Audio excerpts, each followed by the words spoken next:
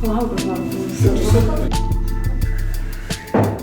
tavim reikia derint klausimus kaip su prezidente? Ne.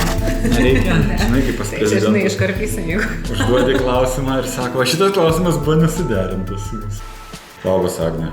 Labas. Labai faina, kad atėjai, labai gražu tave matyti, bet prisiminiau tos laikus, kai pats buvau besilaukiantis tėtis. Ir taip pat galvoju, su tokiu žmogum norėčiau šnekėtis. Tai va, jo kalbojam čia, kad klausimų susirašiau visokių. Pirmas klausimas bus toksai paprastas. Aš kaip vyras nesigaudau savokose, kas yra dula, kas yra akušerė, kas yra pribuvėja. Mes Vokietijoje, kai gyvenom, tai ten buvo hebame, tai išsiverčiu akušerė. Gal tu man gali biškį apšviest, kas yra kas? Čia mes pasiklydę vertime, aš naudoju šitą terminą, nes ir hebame yra ne visai akušerė, hebame yra labiau angliškas atitikmuo midwife, o lietuviškai tada ganasi atitikmuo pribuvėja. Okay. Ir tai yra ta senovinė profesija, senoji, kur nuo amžių amžinųjų moteris šalia gimdančios moters būdavo. Akušerija yra prancūziškas terminas, jisai atsirado, iš tikrųjų net ir prancūzai, mano žiniomis, nelabai jo naudoja. Kažkaip jis Lietuvoje gimė kaip toksai terminas, nes prancūzų gydytojas atvažiavo į Lietuvą ir įvedė, akušerių mokymus tokius sukūrė. Ir šiaip tiesiogiai pažodžiui tai reiškėsi ant kušetės. Tai čia kaip ginekologija daugiau? Panašiai. O tas senasis, ką mes suprantam kaip akušerija, angliškai yra obstetrics. Tai nuo latiniško obstaculus, kuris reiškia kliūtis. Ir kliūtis stovi priekyje prieš kažką ten turi stovėti. Tai va, tai taip viskas susipynė ir aš kaip suprantu akušeriją, nors mano diplome taip angliškam vertime parašyta midwife. Bet techniškai aš tai suprantu, kad yra truputį skiriasi. Akušerija, jinai skiriasi nuo tos akušerijos, kuri būtų galima namuose ir mes tokios Lietuvoje apskritai neturim. Tai turim dar tą žodį pribuvėja ir aš dabar vis dažniau kalbu ir savi pavadinu kaip specializacija akušerijos pribuvėja. Akušerė pribuvėja, toks, kaip akušerijos specializacija. Tai dabar mano iš vyriškos paprastos pozicijos. Akušerė arčiau yra medicinos, o pribuvėja arčiau va to viso priežiūros, holistinio. Tradicijos, kultūros mūsų, nežinau, folkloro, bet tai vis tiek siejasi su būtent šita moters vaisingo gyvenimo laikotarpio specifika. Ir tada dula. O dula irgi šiaip yra iš tų senų archaiškų laikų, pats žodis yra graikų kilmės reiškiantis tarnaitė. Ir jinai nėra, kaip pasakyti, profesionalė, kuri rūpinasi gimdyvės ir naujagimio sveikata, jinai yra ta, kuri tiesiog padeda, nes vyrai gimdymuose nedalyvaudavo, o palaikymo tiek fizinio, tiek emocinio reikėdavo vis tiek, vien tos pribuvėjos neužtekdavo dažniausiai, tai būdavo draugės, kaimynės, seserys, artimos moteris šeimos, kurios dalyvaudavo irgi gimdyme, bet labiau kaip toksai pagalbinis personalas techninis.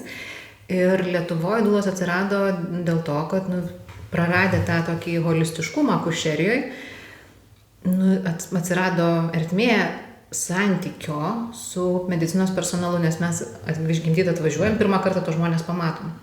Ir kaip yra sunku būti nuogai moteriai, aš taip sakau, ir fiziškai, ir emociškai gimdymo metu su žmonėmis, kuriuos tu pirmą kartą pažįsti. Jautriausia savo gyvenimo akimirka.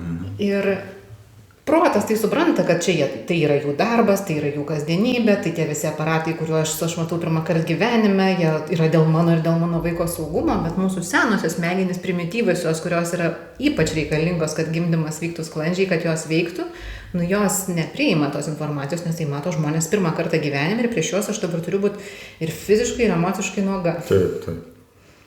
Suprantu. Tai dula reiškia yra kaip pribuvėjos. Tęstinumas toksai, labiau užtikrinantis šiais laikais tęstinumą, bet dula yra, mes taip dabar net ir sakom, nes aš irgi esu baigusi dulų mokymus ir pastaruoju metu daug dirbau kaip dula, kad dula yra labiau kaip socialinis darbuotojas. Ne medicinos, o socialinis, tas užtikrinantis moters visą kelionę tęstinai, kad sunaviguotų ją, padėtų suprasti, kur čia kas kaip veikia ir panašiai. Bet gali būti ir viename asmenyje realiai. Aš esu viename asmenyje. Taip. Ar yra įprasta įti į tokius kursus, kaip mes čia organizuojam, tėveliams būsimiems, ar šeimos gydytojai rekomenduoja, ar yra kažkokie tai standartiniai kursai, ar čia daugiau žmonės, kurie sąmoningi, nori daugiau sužinoti ir eina į va tokius kursus. Klausiu dėl to, kad mes su žmona, jinai gimdė Vokietijoje, tai buvo tokie kursai jau standartiškai man rekomenduoti. Tai ir dabar ir Lietuvoje irgi yra standartiniai kursai, kurios veda poliklinikose akušerės, ligoninėse akušerės veda. Ir gydytojai, akušeriai, ginekologai irgi yra, kurie skaito paskaitas tose kursuose tėvams. Bet mano patirtyje tai vis tiek labiau yra tokia, kaip pasakyti, informacinio pobūdžio, suteikiam informaciją. Tie kursai, kuriuos aš vedu, jie yra 3 dienų. 3 šeštadieniai. 3 šeštadieniai ir jie yra labai platus, nes mano tikslas neparodyti, kad yra, žiūrėkit, autostrada Vilnius-Klaipėda ir jie yra kaip jie važiuojama. Kokios yra, kur kokie greičio apribojimai, kur greičiau galima palėkti, kur reikia, kur kokie yra eismo, nežinau, tie fotoaparatai, ar kur tiesiog dar kelio remontas ar dar kažkas. Aš noriu, kad šeimos žinotų visą bendrą vaizdą aplinkui, kad jie gali pakeliu, jeigu jie nori. Jie gali važiuoti autostrada, viskas su to yra okei, tai yra legalu, galima ir aš niekaip prieš to, bet kad yra ir kitų kelių, nes kartais žmonės sako, kažkaip ne taip norėjau liktais, ypač tie, kurie ne pirmą kartą gimdo. Mane iš tiesų stebina, nes ateina pas mane į kursus ir kurie laukėsi 2, 3 kartą ir sakau, ką jūs čia veikės, tik jūs, tarsi turėtumėt jau žinoti, jau patyrę, bet aš iš tiesų tai labai džiaugiuosi, nes ir man būna pagalba žmonėms, kurie pirmą kartą laukėsi va tokios gyvos patirties, ne tik iš mano, bet ir iš tokios paprastų žmonių, ne medikų. Ir tada tas pamatymas, kad net ir 2 kartą laukiantys žmonės ateina, vadinasi, kažkas kažko iki galo nepasako, nepapasakoja. Tai mano tikslas yra papasakoti maksimaliai tiek, kiek aš žinau, nes, aišku, ne akušerijos studijos ir ne niuansai, bet apie visus galimus kelius, kaip galima tą tikslą pasiekti. Kad tai nėra vienintelis kelias važiuoti autostradą. Apie autostradą prašnekai ir sakai apie tuos, kur 2 kartą ateina su 2, 3 vaiku pas tave mokytis, tai prisiminiau, kad aš motociklą vairuoju ir kiekvienais metais, kai prasideda sezonas, aš turiu pasiskaityti savo paties rašytas tam tikras instrukcijas, kad atsišviežintų kas metai, nes užsimirštų dalykai. O tai vaikas, gal ten po 3, po 5 metų. Tie kursai, kur tu organizuoji, mes čia darysim tos 3 šeštadienius, gegužės, primink dabar. 10, 24 ir birželio 7 berods. Kas 2 šeštadienį. Bus 3 šeštadieniai ir mes kviečiam ne tik mamas, bet ir vyrus. Tai ką tu galėtum pasakyti vyrams, kurie ateis, kas iš tavo patirties yra ta žinia, kurie vyram atėjusiem būna toks aha efektas. O geras, šito tai nežinojau. Daug tokių būna aha momentų, dažniausiai tai, kai aš paklausiu arba atsiliepimą parašo, tai būna, kad net nežinojau, kad tiek daug nežinau. Ir toksai maždaug, kad nes aš pasakau dažnai tokią frazę, kad mano tikslas nėra jums pateikti informaciją, tik sudominti, kad patys ieškotume toliau, tai sako, galvoju, tiek stalčiukų atsidarė tuščių, kad aš sako, net nežinau, kad tie stalčiukai apskritai egzistuoja. Tai čia dažnai būna ir man atrodo, kodėl svarbu dalyvauti poroje, nes jeigu pora, ne tik dėl to, kad į gimdymą dažniausiai eina poroje, bet net jeigu ir vyras nedalyvaus gimdyme, visą kontekstą žinoti ir suprasti, kas, kaip ir kodėl yra svarbu, nes iš patirties, kiek aš esu dirbusi ligoninėje, tai matau, kad vyrai dažniau stoja į medikų pusę negu į moters. Jiems atrodo viskas aišku, taigi skaičiukai rodo, taigi jie čia profesionalai mokėsi šitiek metų ir čia yra jų darbo kasdienybė, taigi jie geriau žino negu tu. Ir man šitas kaip tokia feministė, kai vyras sako, kad kažkas žino geriau negu aš apie mano kūną, taip aš galbūt gimdau 1 kartą, bet aš vis tiek, aš žinau, aš mėnesinės turiu, aš žinau, kaip mano kūnas reaguoja tam tikrus dalykus, o jie tai žino iš popieriaus tik tai ir net galbūt ir kitos moteris, bet jos apie mane konkrečiai tai nieko nežino. Tai stengiuosi aš irgi išplėsti tą vaizdą ir suprasti kontekstą, kodėl taip vyksta.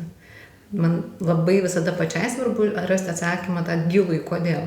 Todėl aš, kai kažkas man neaišku akušerijoje, aš stengiuosi paieškoti informacijos iš kokių nors iki šiol veikiančių tradicinių pribuvėjų, kokių nors užrašų arba pasidalinimų, istorinių šaltinių, kur rašo net ir iš to paties gyvūnų pasaulio, kaip vyksta procesai, pavyzdžiui, placenta kodėl valgo.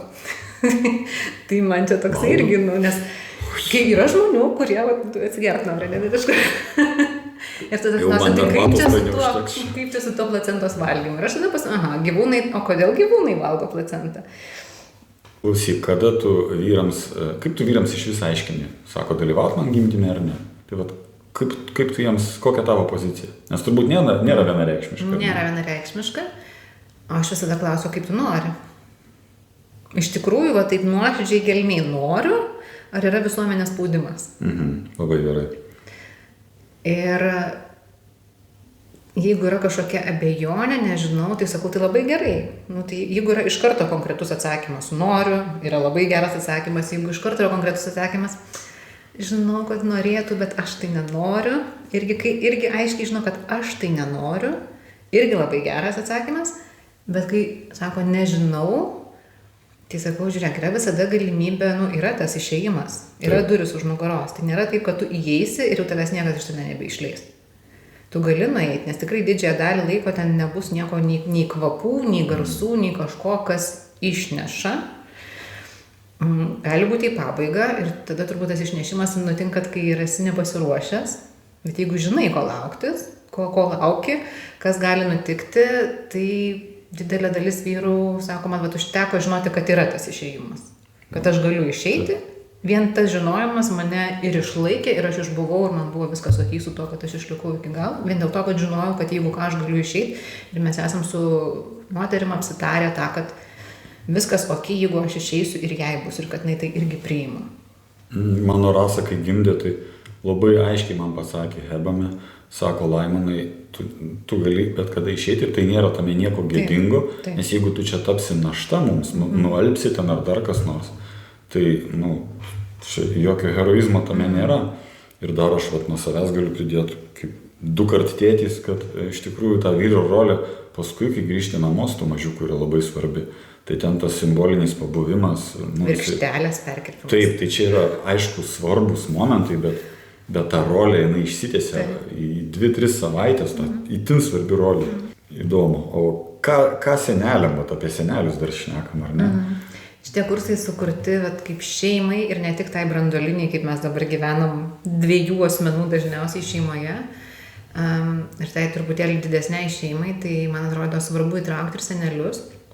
Tiesiog dažnai, ką matau, ir pačios moteris dalinasi labai labai daug, pagrindinis skirtumas per tos 30 metų yra žindymo temoje. Ir su visa meilė ir noru padėti, ypač močiutės, sugadina reikalus. Arba kišasi ir tada reikia kažkaip joms mandagiai atsakyti, o resursų iš ko tai padaryti mandagiai nelabai būna ir tada būna konfliktai, o viskas iš meilės ir iš noro padėti. Tai kai man atrodo tas trečias žmogus, ir tarsi akušerė, pasako jau tam būsimo močiutėm, kaip čia mes dabar vertinam žindymą ir kad nereikia jokių arbatėlių ir nereikia klijukų ir ten dar kažko, ir kad pieno tikrai užtenka ir jis savaime taip nesibaigia po mėnesio, kodėl jisai baigdavosi po mėnesio prieš 30 metų ir panašiai, tai tada truputėlį būna daugiau tokios laisvės supratimo ir tarsi. Mes dalyviams ir jų seneliams dovanojame įrašą, kurį galima patogiai namuose pasižiūrėti bus ir kaip sakant, sužinoti naujienas. Ar mokinsi vyrus, kaip keist pampersą? Taip. Mokinsi fiziškai, ne? Taip. Labai. Tai aišku, mes tai mokysime su lėlėm. Tai ne tas pats, kas klykiantis, besispardantis vaikas. Taip. Bet bent jau kaip atskirti priekį nuo užpakalio sauskelnes, tai jau bus truputį lengviau. Nors jeigu uždeda priekį užpakalį, jokios skirtumų. Ir kitas momentas, kad kadangi tai yra toks 3 dienų kaip ciklas, bus visada tie patys žmonės, tai mes pirmą dieną vis tiek skiriam ir vienas kito šiek tiek pažinimui, kad būtų jaukiau toje aplinkoje.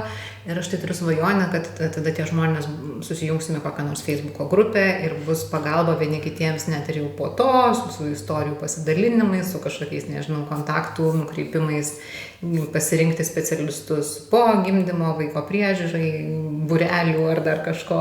Toksai mažas sociumas. Aš labai norėčiau, kad taip. Ačiū, Agne. Tada. Ačiū. Geros dienos. Iki.